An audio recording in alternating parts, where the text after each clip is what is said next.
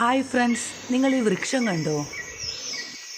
എൻ്റെ നാട്ടിലെ, അതായത് കണ്ണൂർ ജില്ലയിലെ തളിപ്പറമ്പ് എന്ന സ്ഥലത്ത് സ്ഥിതി ചെയ്യുന്ന ശ്രീ രാജരാജേശ്വരി ക്ഷേത്രത്തിലാണ് ഈ മരം ഉള്ളത്.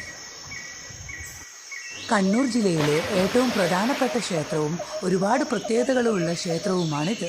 മഹാദേവനാണ് ഇവിടുത്തെ പ്രതിഷ്ഠ. ഈ വൃക്ഷത്തിൻ്റെ പേര് വൃക്ഷമുത്തശ്ശി എന്നാണ്, grand mother of trees. Kerala വനം വകുപ്പിൻ്റെ സാമൂഹ്യവൽക്കരണ വിഭാഗം 2011 വൃക്ഷമുത്തശ്ശി പട്ടം നൽകി അംഗീകരിച്ച 900 വർഷത്തോളം പഴക്കമുള്ള വൃക്ഷം. പ്രധാന വൃക്ഷം ഏഴിലം പാല.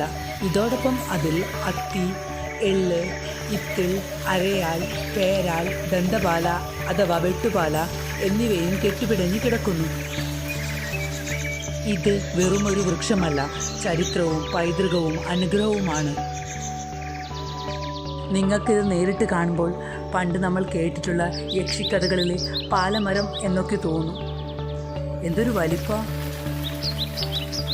അടുത്തു വന്ന് നോക്കിക്കേ, എന്തൊരു ഭംഗിയാ കാണാൻ.